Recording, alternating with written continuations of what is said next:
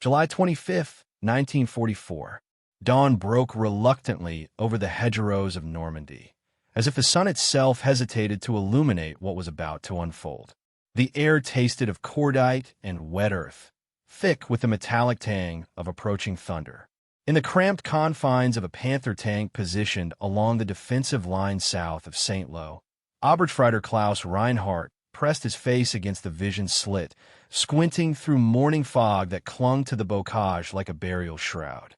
The landscape before him was a maze of ancient hedgerows, earthen walls topped with centuries-old vegetation, each field a fortress, each lane a potential killing ground. He could hear the distinctive rumble now, distant but unmistakable, rolling across the Norman countryside like an approaching earthquake.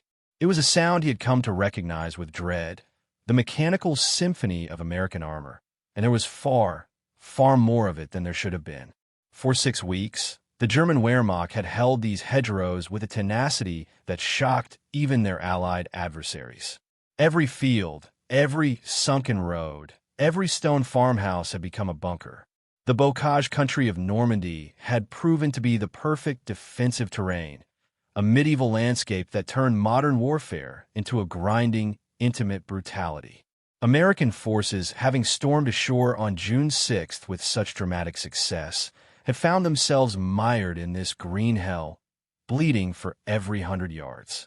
The GIs called it the War of the Hedgerows, and German defenders had made them pay in blood for every field. Reinhardt and his comrades had watched with grim satisfaction as American Sherman tanks, exposed while climbing the earthen walls, presented their vulnerable underbellies to well-positioned German guns. It had been a defender's paradise.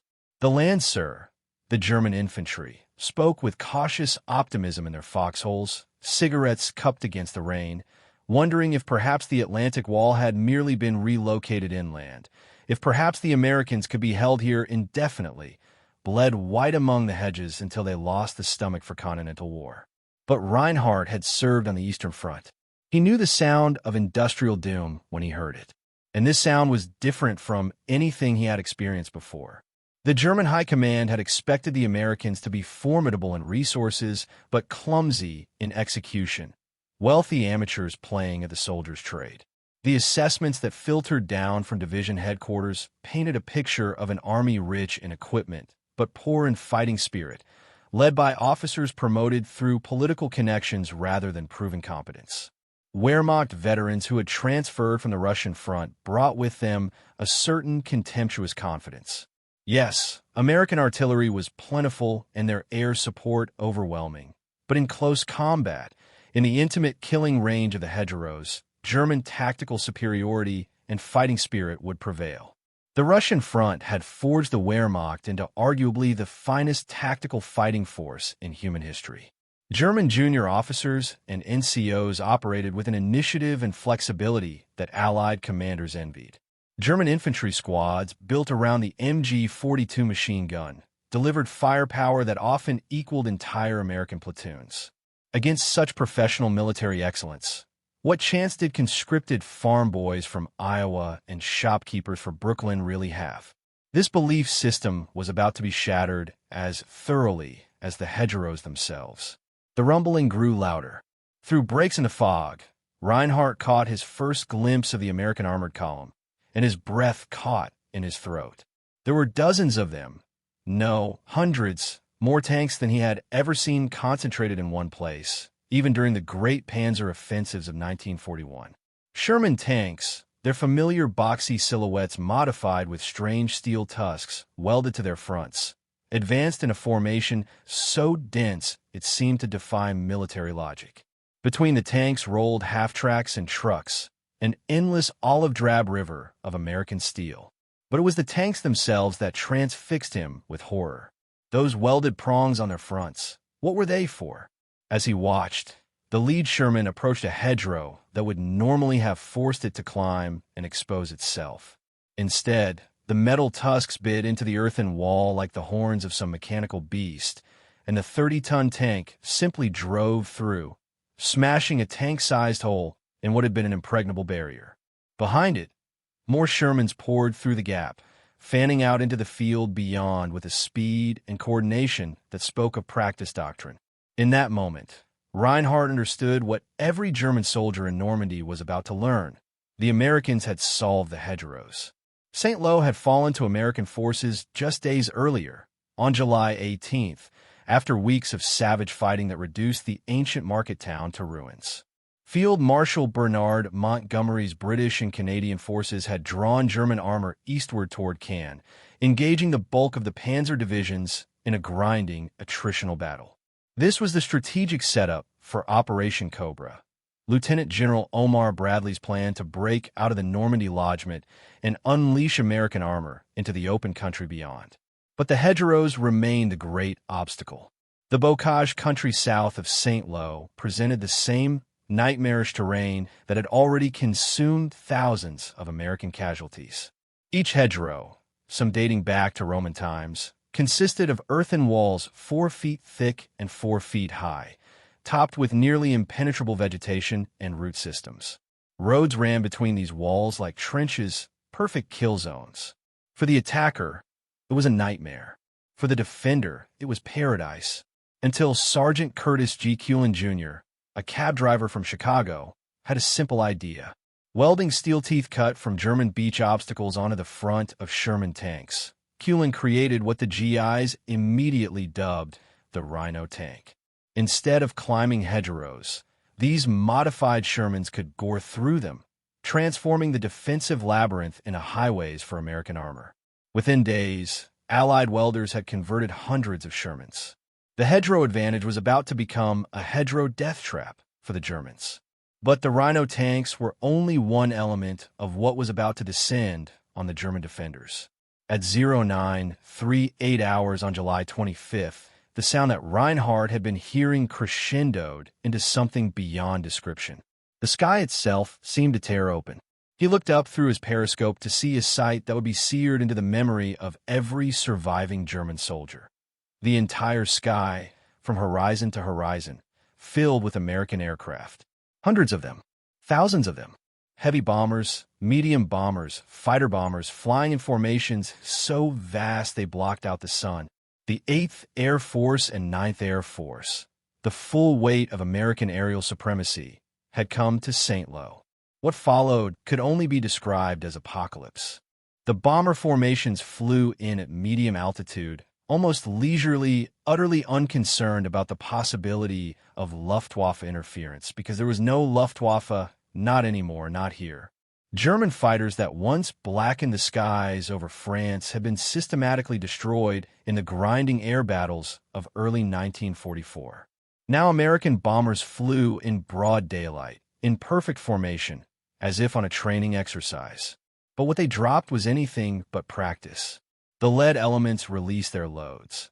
Not just high explosive, but something new, something that German soldiers had never experienced in such concentration. Jellied gasoline bombs, napalm, tumbled from the bomber bays in silvery canisters that glinted in the morning sun. When they struck, they did not merely explode. They blossomed. Massive flowers of orange flame rolled across the German positions, adhering to everything they touched, burning with such intensity that men caught in the open were simply vaporized.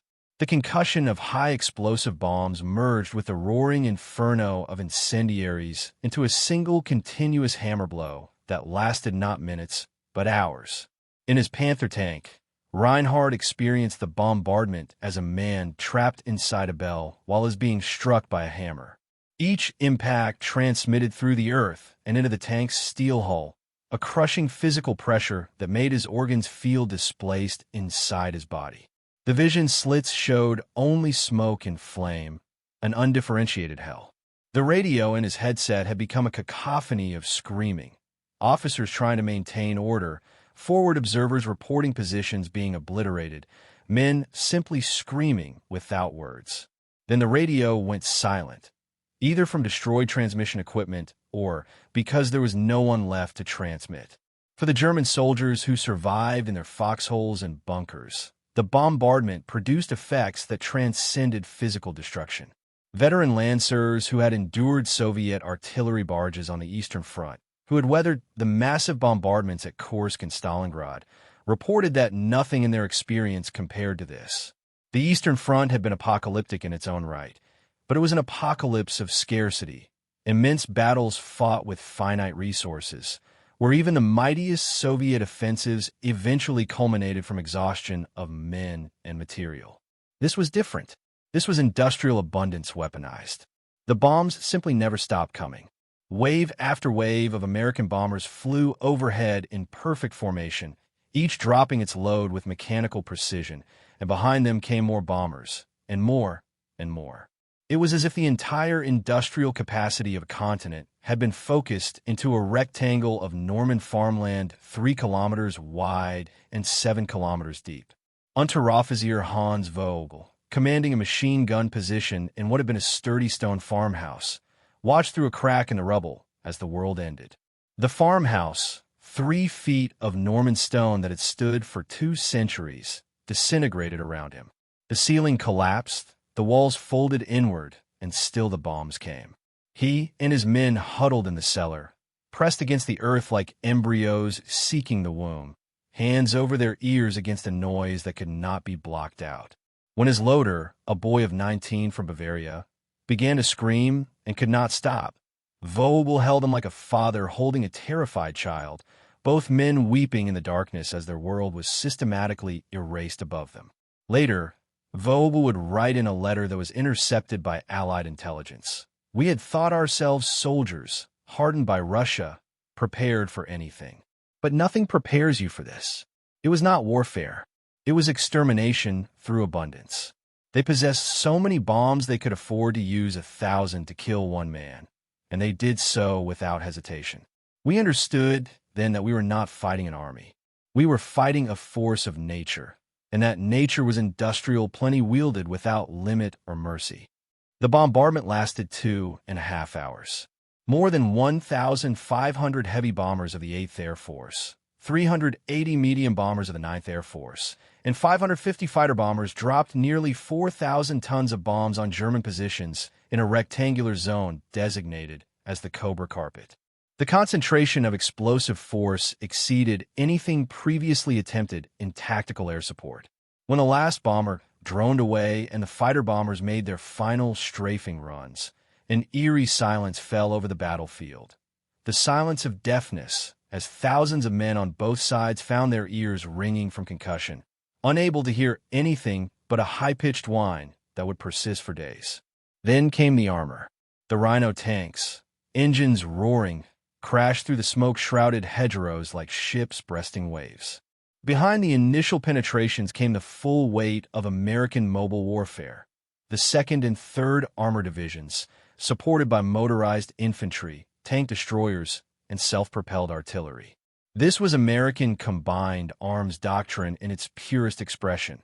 The very tactics that German officers had once dismissed as theoretically sound, but practically impossible for an army of civilians in uniform to execute. But these civilians had learned. Each armored column advanced with infantry riding on the tanks. Infantry who would dismount to clear hedgerows while the armor provided support, then remount to continue the advance. Tank destroyers prowled the flanks, hunting for German armor. Artillery forward observers in jeeps moved with the lead elements, calling down fire from howitzer batteries that had already displaced forward, ready to support the exploitation. It was fluid, it was flexible, and it was executed with a speed that left German commanders scrambling to respond.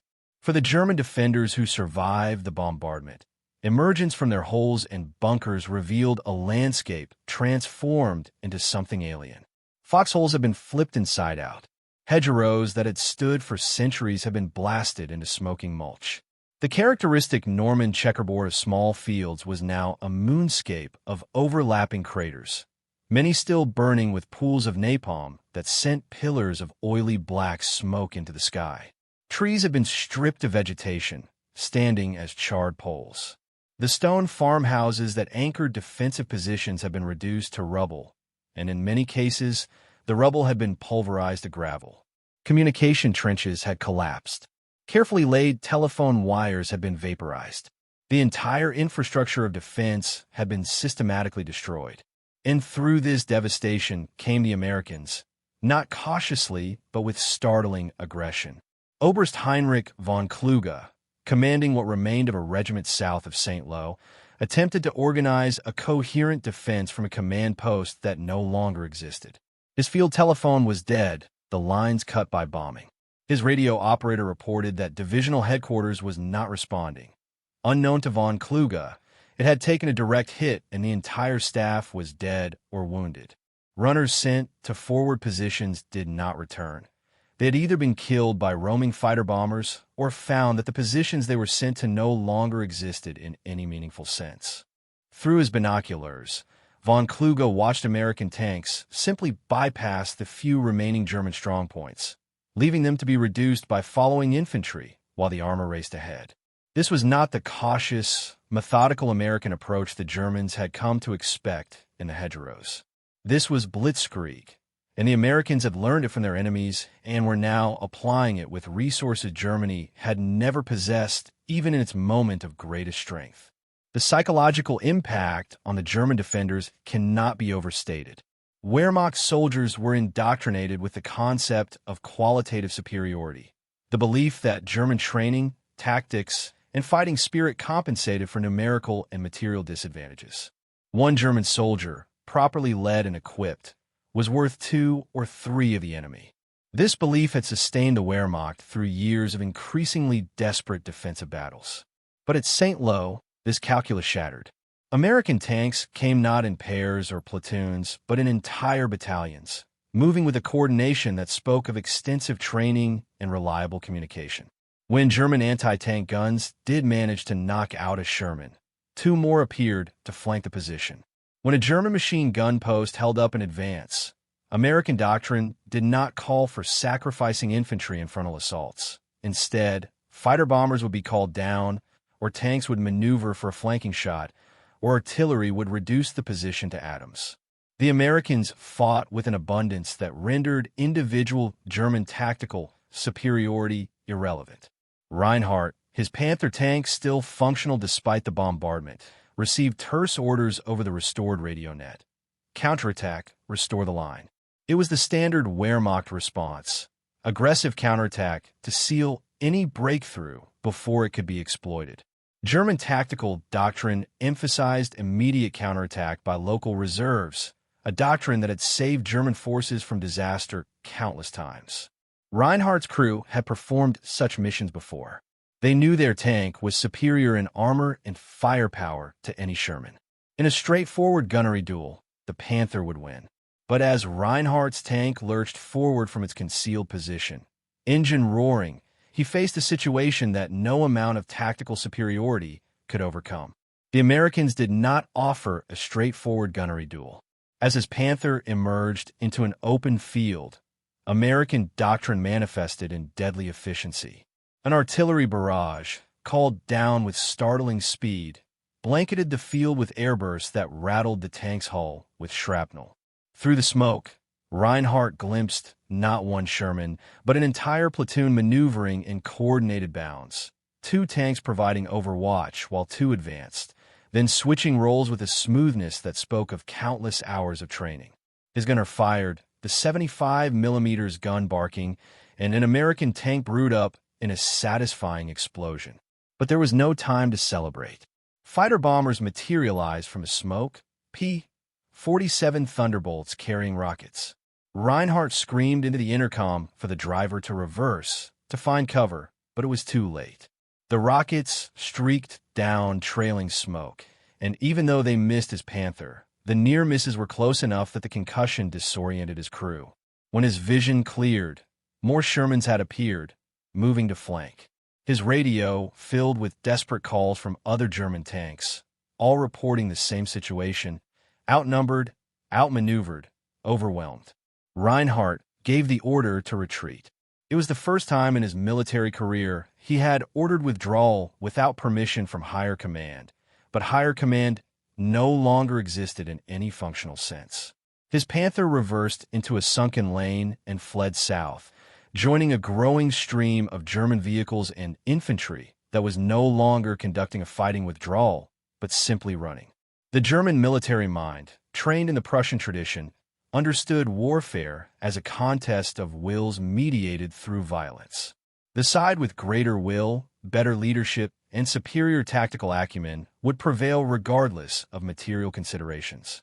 This philosophy had served Germany well in the swift campaigns of 1939 to 1941, when inferior enemies collapsed under the psychological shock of Blitzkrieg. But the Americans had revealed a different paradigm entirely. They waged war not as a contest of wills, but as an industrial process. Firepower substituted for tactics. Abundance replaced initiative. Why execute a clever flanking maneuver when you could afford to simply obliterate the enemy position with overwhelming force? Why accept casualties from determined resistance when you could call down airstrikes that removed the resistance entirely? The American way of war was not elegant, but it was devastatingly effective, and it was backed by resources that seemed infinite. In the week following the initial breakthrough at St. Lo, American armored columns advanced 30 miles, an astounding distance in the hedgerow country where gains had previously been measured in hundreds of yards. The entire left flank of the German army in Normandy had collapsed. Avranches fell on July 31st, opening the gateway to Brittany and the interior of France. General George S. Patton's Third Army, held in reserve and waiting for this moment, poured through the gap with 7 divisions. By mid-August, some American armored units were advancing 40 miles a day through the French countryside, encountering German resistance that was fragmented and demoralized. The Normandy campaign, which had threatened to become a World War I-style stalemate in the hedgerows, had transformed into a war of movement that favored the side with greater mobility, logistics, and industrial capacity. In every case, the Americans. German soldiers captured during the breakout and its exploitation provided a stream of intelligence that painted a portrait of psychological collapse. Interrogation reports compiled by Allied intelligence officers noted recurring themes in prisoner statements. The bombing had broken something fundamental in many German soldiers. Men who had survived bombardments on the Eastern Front described St. Lo as qualitatively different, not merely more intense, but indicative of an enemy for whom resources were essentially infinite. They bomb as if bombs cost nothing, one German lieutenant told his interrogators. They shell as if shells are made of air. They advance with so many tanks that destroying 10 makes no difference. How do you fight an enemy who can afford to lose? We Germans, we must carefully consider every shell fired, every tank committed, because we do not have replacements. But the Americans? I saw a column of American trucks bringing supplies forward, and the column stretched to the horizon. I counted trucks until I reached 1,000, and the column had not ended. That is when I knew we had lost. The symbolism of American abundance manifested in countless small moments that accumulated into a psychological avalanche. German soldiers who surrendered reported that American frontline infantry ate hot meals delivered daily. German rations had deteriorated to the point that moldy bread and thin soup were considered adequate. American wounded were evacuated by ambulance to field hospitals equipped with surgical facilities. German wounded often had to walk to aid stations that lacked basic medical supplies. American prisoners of war, when brought back through German lines, appeared well-fed and properly uniformed. They expressed genuine surprise at the ragged condition of their captors. One German soldier, part of a work detail assigned to clean up a hastily abandoned American position, found a discarded cardboard box containing 1,000 rounds of .30 caliber ammunition. His entire squad, which had been issued 20 rounds per rifle, stood around the box in stunned silence. The Americans had abandoned more ammunition in their haste than the German squad had been issued for an entire defensive operation. That box of cartridges became a tangible symbol of the gulf between the two armies, a gulf not primarily of courage or tactical skill, but of simple material capacity. The sound of American armor, which Reinhardt had first heard on that foggy July morning, became a haunting presence in the German military experience of the Normandy breakout. Wehrmacht veterans who survived would later report that the sound of Sherman engines produced a visceral reaction even years after the war, a tightening in the gut, an instinctive urge to seek cover. It was not that individual Shermans were terrifying. German tankers maintained a justified confidence in their ability to destroy Shermans in equal combat. It was the plurality, the abundance, the endless rumbling that announced a dozen Shermans, 100 Shermans, more Shermans than could be engaged with available German anti-tank weapons. It was the sound of being outnumbered, outgunned, and overwhelmed by an industrial capacity that German propaganda had assured them did not exist, or if it existed, could never be effectively translated into combat power. German military communications intercepted by Allied codebreakers in the weeks after Cobra revealed the internal disintegration of Wehrmacht command confidence. Field Marshal Gunther von Kluge, commanding Army Group B, reported to Hitler's headquarters that the enemy air force has complete control of the battlefield and that the numerical superiority in tanks and armored vehicles, coupled with the unlimited supply of ammunition, makes defensive operations impossible in the long term. Hitler, of course, forbade any retreat and demanded fanatical resistance, but his commands were increasingly disconnected from battlefield reality. Local German commanders found themselves improvising desperate measures simply to maintain unit cohesion. Kampfgruppen, battle groups assembled from remnants of shattered units, became the standard German organizational structure. These improvised formations, mixing survivors from different divisions and branches, fought with desperate courage, but without the coordination and support that made German tactical doctrine effective. Vogel, who survived the Cobra bombardment in his cellar, emerged to find his entire company had ceased to exist as a fighting formation. Of the 180 men who had dug in around the Norman farmstead, he could locate only 43 survivors, many of them wounded or shell-shocked in a catatonia. The battalion headquarters that should have provided orders was silent. Vogel, a non-commissioned officer without authority to make strategic decisions, made a choice that thousands of German NCOs and junior officers were making in those chaotic days. He led his survivors south, away from the American advance, hoping to find some intact German formation to join. Along the way, his group swelled as other shell-shock survivors attached themselves to any leader who seemed to have a plan. By the time Vogel encountered an intact German division 5 days later, he was leading nearly 200 men from a dozen different units, none of whom knew what had happened to their parent organizations. The transformation of the Wehrmacht soldiers' worldview during this period was profound and permanent. German military culture had cultivated an identity rooted in professional superiority and ideological conviction. The German soldier was not merely a fighter. He was a warrior ideologue, convinced of the superiority of German arms, German tactics, and German civilization. The hedgerow fighting had tested, but not broken this self-conception. Yes, the Americans had numbers and firepower, but in close combat, German tactical excellence still told. St. Lo and the Cobra breakthrough obliterated this comforting narrative. The Americans had demonstrated that they could not only match German tactical flexibility, but exceed it when necessary. And they could do so while simultaneously bringing to bear resources that made German resistance ultimately futile. The Rhino tanks were not a trick or a gimmick. They were a solution to a tactical problem, implemented fleet-wide within weeks. That kind of responsive innovation, backed by industrial capacity to actually manufacture and deploy the solution, revealed an American military system that was learning, adapting, and improving with each battle. For many German soldiers, the realization was crushing. What had they been fighting for if the outcome was predetermined by industrial capacity? What did courage matter when courage could be buried under 10,000 tons of bombs? What did tactical skill matter when the enemy could afford to bypass your strong point and let you wither on the vine? The ideological certainty that had sustained the Wehrmacht through years of increasingly desperate defensive warfare began to crack. Some soldiers, particularly SS units and fanatical Nazis, responded by fighting even harder with a suicidal desperation. But many more responded with a kind of numb resignation. They would continue to fight because they were soldiers and discipline demanded it, but the conviction that they could win had evaporated somewhere in the burning fields south of St. Lo.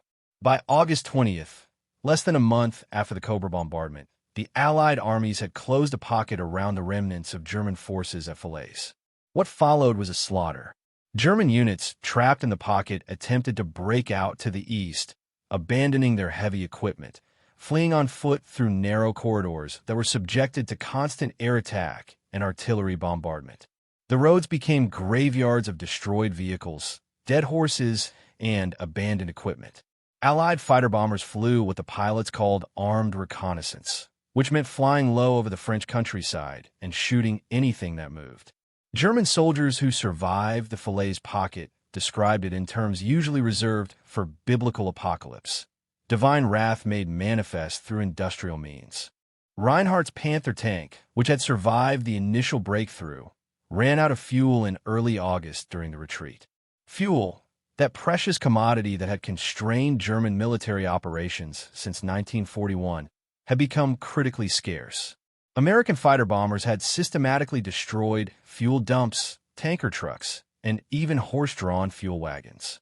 German tanks, mechanically superior to their American counterparts, sat immobile for lack of gasoline, while American armored columns roared past on roads kept supplied by an endless stream of trucks bringing fuel from Normandy beaches. Reinhardt and his crew abandoned their Panther, spiking the gun and setting demolition charges, then joined the columns of German infantry trudging east. Along the way, Reinhardt saw sights that would have been unthinkable months earlier. German officers discarding their insignia to avoid identification, entire units surrendering without resistance to small American patrols, soldiers simply sitting by the roadside waiting for the end. The psychological collapse was nearly complete. What the German military experienced at St. Lo was not merely defeat, but the destruction of their understanding of warfare itself.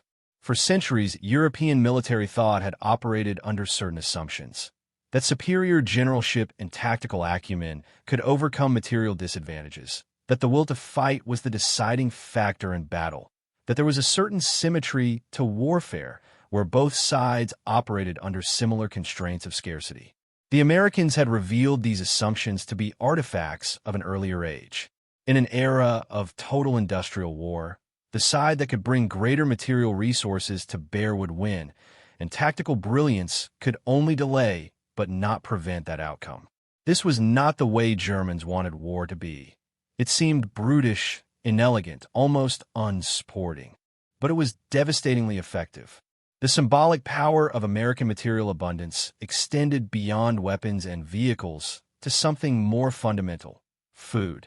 German soldiers captured after the breakout were fed from American field kitchens and were stunned by the quality and quantity of rations. White bread, canned meat, chocolate, cigarettes.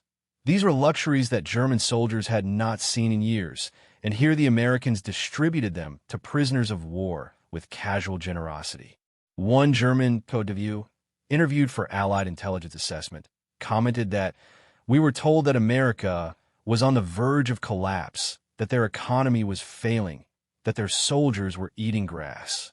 But here I am, a prisoner, and I eat better than I did as a free soldier in the Wehrmacht. What else were we lied to about?" This question, repeated in various forms across thousands of prisoner interrogations, indicated a collapse of faith not merely in German military capacity, but in the entire Nazi information apparatus. The food itself became a symbol: white bread representing abundance and industrial plenty, contrasted with the black bread and ersatz coffee that had become the reality of German rations. In his diary, later captured by American forces, a German lieutenant named Friedrich Weber wrote, "Today I ate white bread from American rations we captured. It was softer and sweeter than anything I have tasted in years. I thought about how this bread was baked in some American factory, thousands of miles away, packaged, shipped across an ocean, trucked to the front, and distributed to ordinary soldiers as routine. Meanwhile, our own rations grow thinner by the week. This bread tells me more about the outcome of this war than any communique from headquarters. We are not losing to better soldiers. We are losing to better bakeries, better factories, better roads, better everything that comes before the shooting starts. The existential crisis that Saint-Lô provoked in the German military mind was compounded by the realization that this was not an isolated American capability, but apparently their standard operating procedure. Reports from other fronts confirmed that American forces everywhere fought this way. With overwhelming firepower, massive logistical support, and an abundance of material that seemed to flow without constraint. In Italy, in the Pacific, wherever American forces engaged, they brought this same crushing material superiority. It was not a fluke or a special concentration for one operation. It was simply how America waged war. For Wehrmacht soldiers indoctrinated with Nazi ideology, this realization forced a painful reckoning. They had been taught that democracies were weak, that racially mixed societies like America lacked cohesion and fighting spirit, that the Jewish-controlled plutocracies of the West were decadent and collapsing.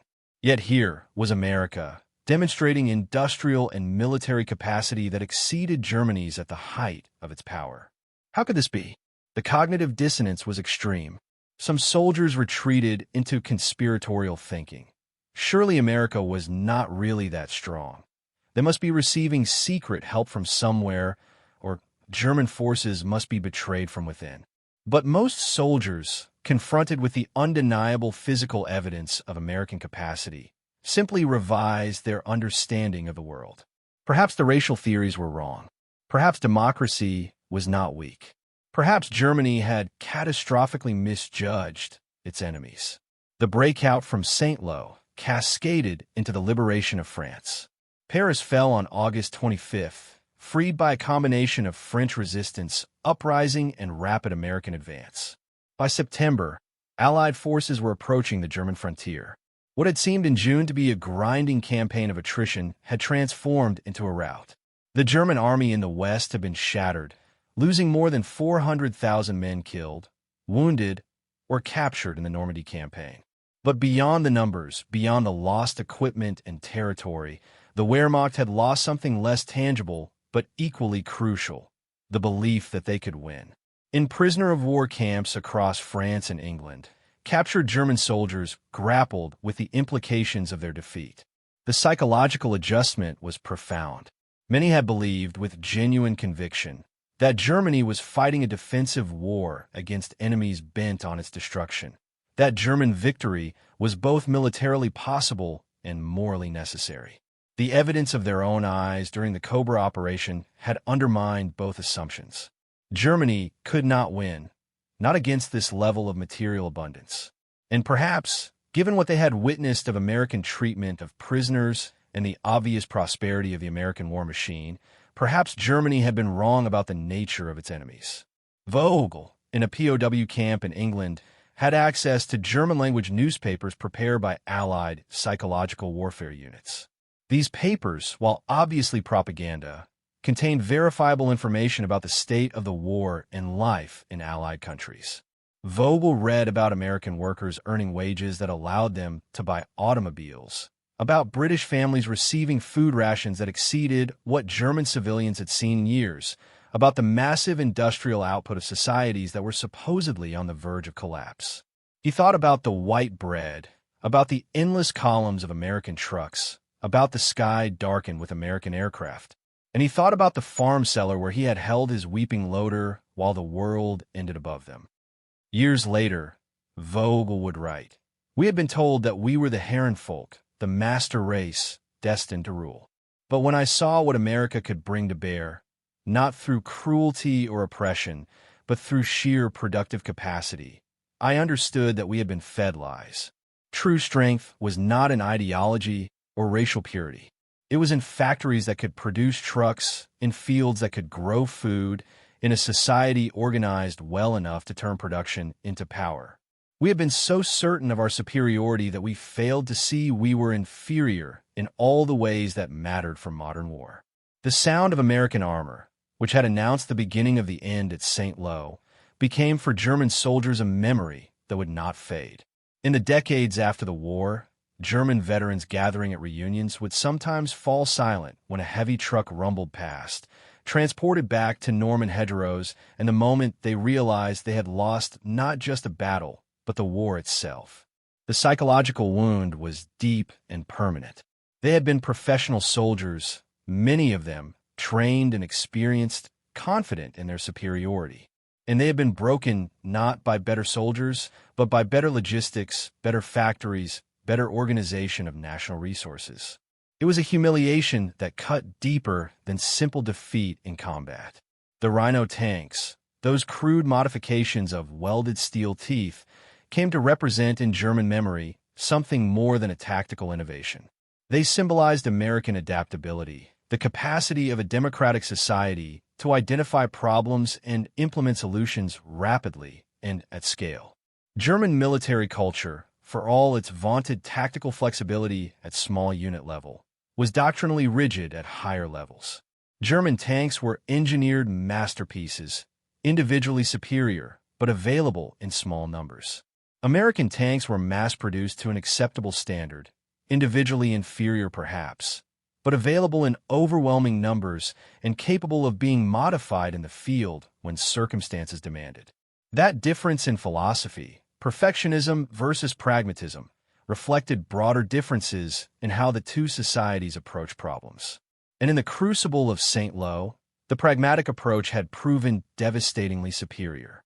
July 25, 1944, had dawned with German soldiers confident that the hedgerows would hold, that American armor would continue to bleed itself white against the bocage, that German tactical superiority would prevail. By the time darkness fell on that day of apocalyptic bombardment, that confidence had been shattered as thoroughly as the Norman countryside. In the weeks that followed, as American armored columns rampaged through France, the psychological impact spread through the entire Wehrmacht. Letters from soldiers at the front to families in Germany, intercepted and read by censors, carried a consistent message. The Americans were too strong. They had too much of everything. Resistance was futile. These letters, defeatist and dangerous to morale, were often suppressed, but the sentiment could not be contained. The transformation was complete. German soldiers who had entered Normandy as confident warriors, veterans of victorious campaigns, emerged, those who emerged at all, as defeated men who understood they were fighting a losing war against an enemy whose strength derived not from ideology or racial character, but from the simple, overwhelming capacity to produce more of everything than Germany could ever match. The hedgerows that were supposed to be Germany's salvation had become instead the graveyard of German military confidence. In the end, what broke at St. Lo was not merely a defensive line, but a worldview. The German soldier's conception of himself as a superior warrior, part of a superior military machine representing a superior civilization, could not survive contact with the reality of American industrial warfare. The white bread in American rations, the endless columns of trucks, the sky darkened with bombers, the Rhino tanks crashing through impregnable hedgerows. These were not isolated phenomena, but manifestations of systemic superiority in how a society organized itself for war. German soldiers had believed they were fighting for civilization against barbarism.